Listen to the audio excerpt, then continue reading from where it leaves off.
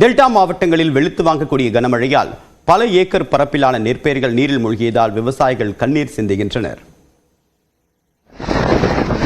வங்கக்கடலில் நிலை கொண்டுள்ள புயல் சின்னம் காரணமாக தஞ்சாவூர், திருவாரூர், மயிலாடுதுறை மாவட்டங்களில் பல இடங்களில் கனமழை கொட்டி தீர்த்தது. நெற்களஞ்சியமான தஞ்சை மாவட்டத்தில் பல இடங்களில் சம்பா சாகுபடி செய்யப்பட்டுள்ளது. தொடர்ந்து கொட்டி தீர்த்த கனமழையால் பல வயல்களில் நீர் தேங்கி பயிர்கள் மூழ்கி உள்ளன. ஒக்கநாடு, கீழையூர், கீழவன்னிப்பட்டு உள்ளிட்ட பகுதிகளில் சுமார் 100 ஏக்கரில் சாகுபடி செய்யப்பட்டுள்ள சம்பா பயிர்கள் முற்றிலும் நீரில் மூழ்கி உள்ளன. பால் பிடிக்கும் தருவாயில் பயிர்கள் மூழ்கியதால் அழுகும் நிலை ஏற்பட்டுள்ளதாக விவசாயிகள் கண்ணீர் வடிக்கின்றனர்.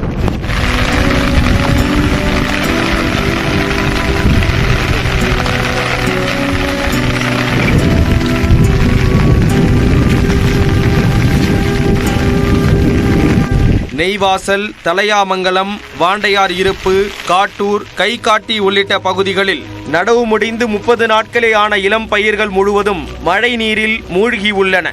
வயலே தெரியாத அளவுக்கு ஏரி போல் காட்சியளிக்கிறது.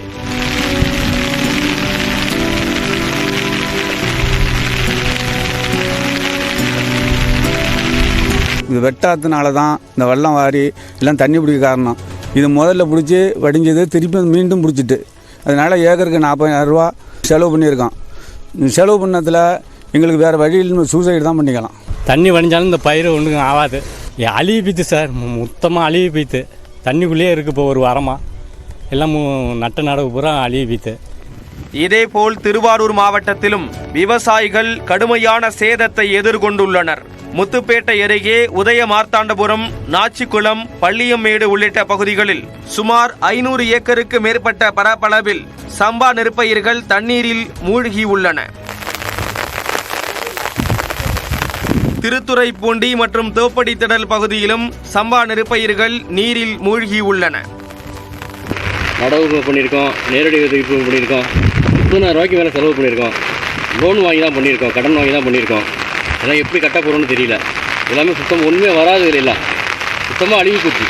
வேப்பந்தங்குடி, ஓவிலிக்குடி கிராமங்களில் கடந்த 2 நாட்களாக பெய்து வரும் கனமழையின் காரணமாக 30 நாட்களான சம்பா நெற்பயிர்கள் நீரில் மூழ்கி சேதமடைந்துள்ளன.